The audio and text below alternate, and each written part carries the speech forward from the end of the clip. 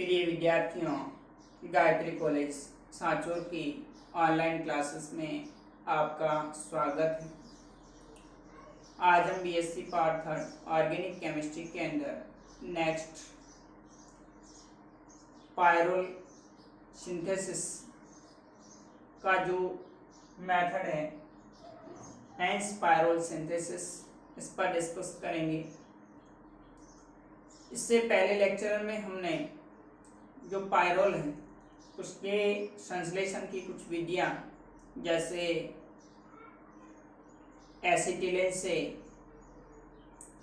Furan से और पालनोर जो सिंथेसिस है उसके द्वारा किस प्रकार से पायरोल का संश्लेषण किया जाता है इस पर डिस्कस किया। अब हम नेक्स्ट अगला जो नेम रिएक्शंस है हेंस पायरोल सिंथेसिस, इसके द्वारा पायरोल का संश्लेषण कैसे होता है। तो इसमें विशेषकर जो नेम रिएक्शंस होती है उसका मैकेनिज्म और अभिक्रिया है वो एग्जाम में पूछी जाती है। तो देखिए हेंस पायरोल सिंथेसिस के अंदर अल्फा हेलो कार्बोनिल कंपाउंड लेते हैं और उसकी विक्रिया बीटा कीटो एस्टर से करवाई जाती है। उसके बाद फिर अमोनिया या प्राथमिक एमीन की उपस्थिति में संघनन के द्वारा पायरोल का संश्लेषण होता है। यानी हेंस पायरोल सिंथेसिस में एक तो लिया जाएगा अल्फा हेलो कार्बोनिल कंपाउंड, दूसरा बीटा कीटो एस्टर और तीसरा इसके अंदर NH3। ये आपस में अभिक्रिया करके पायरोल का संश्लेषण करते हैं। तो देखिए यहां पर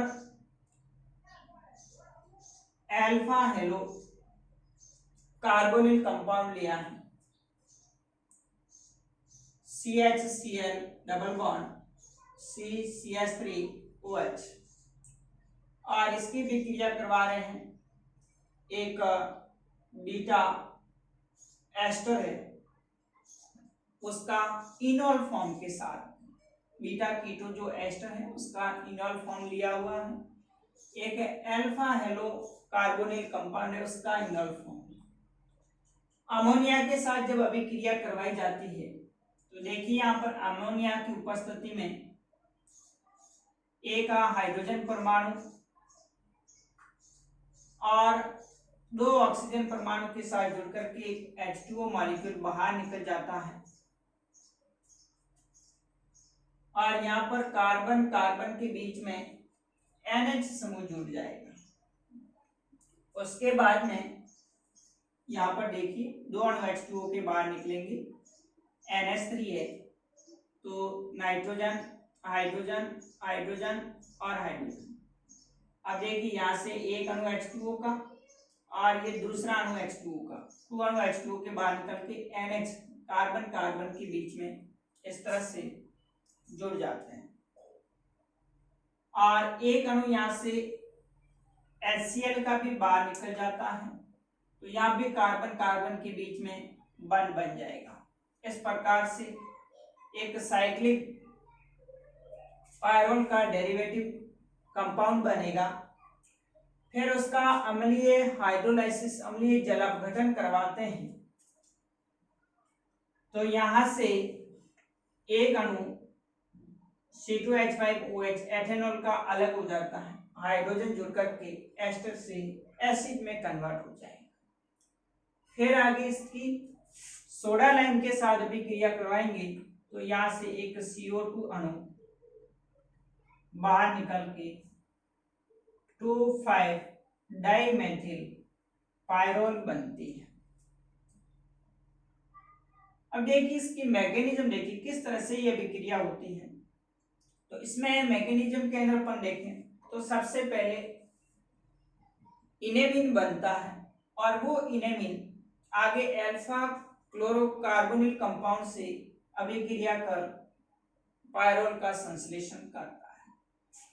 तो देखिए यहाँ पर बीटा कीटो एस्टर है, अल्फा कार्बन और बीटा कार्बन पर सी डबल बॉन्ड ओ समूह जुड़ा हुआ है।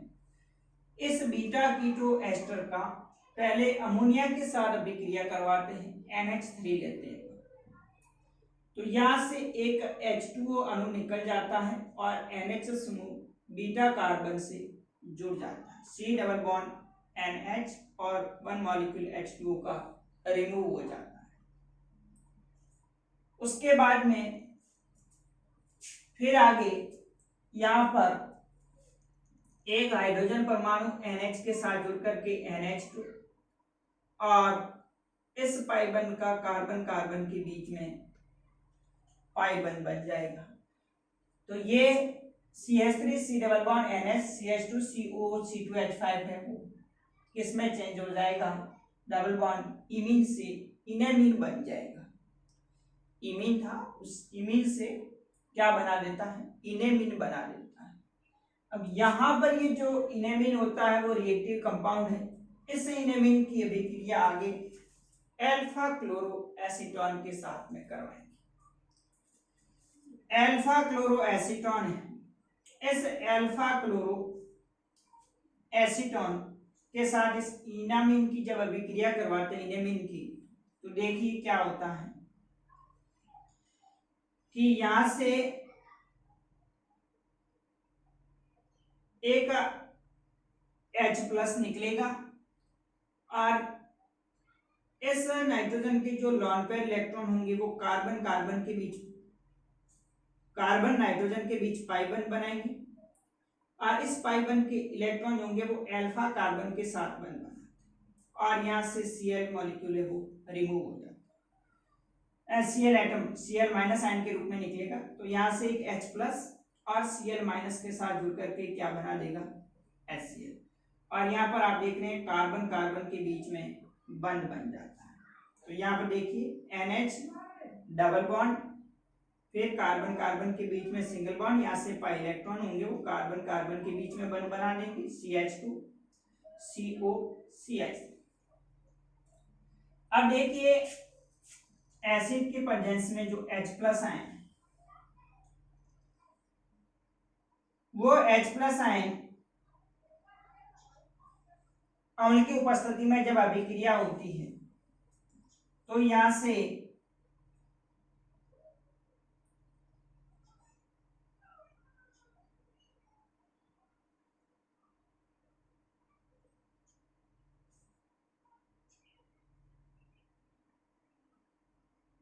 ये जो H होगा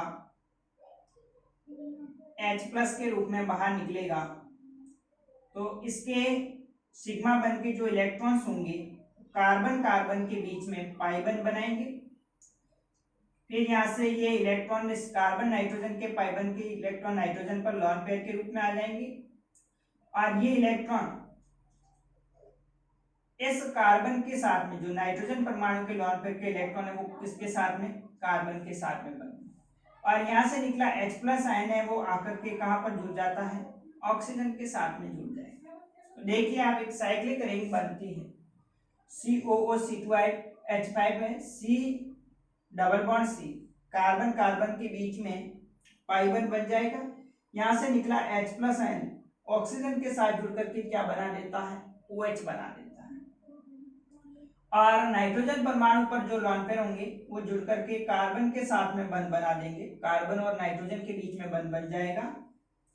इस प्रकार से साइक्लिक कंपाउंड बन जाएगा। फिर आगे देखिए जब इसको हीट करते हैं तो यहाँ से एक H2 अणु रिमूव होकर के कार्बन कार्बन के बीच में पाई बंध बना देगा। उसके बाद में फिर अम्लीय जल अपघटन और सोडा लाइम के साथ में जब हीट किया जाता है तो पायरोल बनता है। पहले अम्लीय जल अपघटन, उसके बाद सोडा लाइम के साथ अम्लीय जल अपघटन करवाएंगे तो एस्टर से क्या बन जाएगा, यहाँ पर आप देख रहे हैं एसिड बन जाएगा और उसके बाद में फिर उसके सोडा लाइम के साथ अभिक्रिया करवाएंगे तो उसमें से CO2 मॉलिक्यूल निकल करके 2,5 डाई मैथिल पायरोल बनती। तो इस प्रकार से हेंस पायरोल सिंथेसिस के दौरान 2,5 डाइमेथिल पायरोल का संश्लेषण होता है।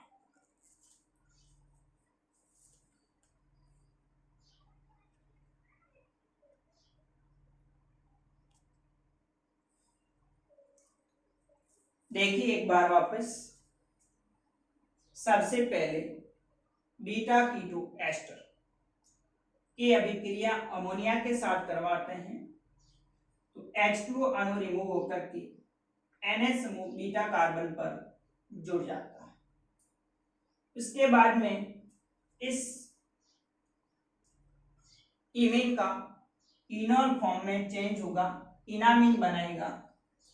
यहां से पाई बंध के इलेक्ट्रॉन कार्बन कार्बन के बीच पाई बंध बनाएंगे, एक हाइड्रोजन परमाणु NH के साथ जुड़ करके NH2 बना देता है, इनेमीन बनता है। इस इनेमीन की अभिक्रिया अल्फा क्लोरो एसीटोन के साथ में करवाते हैं, CH3CO CH2Cl। Alpha chloro acetone के साथ में करवाएंगे तो देखिए कि यहाँ पर नाइट्रोजन के जो लोन पेयर होते हैं वो कार्बन और नाइट्रोजन के बीच में पाई बंध बनाएंगे। इस पाई बंध के इलेक्ट्रॉन कार्बन कार्बन के बीच में बंध बनाएंगे। यहाँ से एक H+ आयन Cl- के साथ जुड़ करके HCl बना देता है। तो यहाँ आप देख रहे हैं कि कार्बन कार्बन के बीच में बंध बन जाता है और HCl अणु बाहर निकल जाता है, डबल बॉन्ड NH हो जाता है। फिर आगे देखिए, इस कार्बन और हाइड्रोजन के बीच का बॉन्ड ब्रेक होता है। ये सिग्मा बॉन्ड के इलेक्ट्रॉन वापस कार्बन कार्बन के बीच पाई बंध बनाएंगे और नाइट्रोजन परमाणु क्या होगा, अधिक विद्युत ऋणी होने के कारण पाई बंध के इलेक्ट्रॉन को एक्सेप्ट कर लेगा। उसके बाद में फिर ये नाइट्रोजन परमाणु इंट्रामॉलिक्यूलर रिएक्शन करेगा इस कार्बन के साथ में बंध बनाते हुए O+। यहाँ से निकला H+ आयन ऑक्सीजन के साथ जुड़ करके क्या बना देता है, OH बना देता है और एक साइक्लिक रिंग का फॉर्मेशन होगा। उसके बाद में फिर आगे इसको हीट करते हैं। तो हीट करने के बाद में आप देख रहे हैं कि एक अणु H2O का निकल जाता है और कार्बन कार्बन के बीच में पाई बंध बन जाता है। उसके बाद फिर अम्लीय जल अपघटन करवाया जाएगा तो यहाँ से ये एथेनॉल अणु C2H5OH अलग हो जाएगा और एस्टर से एसिड में कन्वर्ट हो जाएगा। उसके बाद फिर सोडा लाइम की उपस्थिति में इसको हीट करेंगे तो सोडा लाइम की उपस्थिति में CO2 मॉलिक्यूल रिमूव होकर के 2,5 डाइमेथिल पायरोल बनता है। तो ये इंपॉर्टेंट रिएक्शन है ये भी कि हेंस पायरोल सिंथेसिस द्वारा पायरोल का संश्लेषण कैसे होता है। इससे पहले एक और नेम रिएक्शन हमने पढ़ी थी जिसके अंदर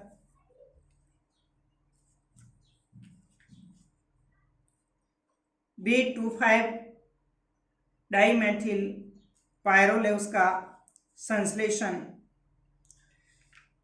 किया था। तो वो रिएक्शन थी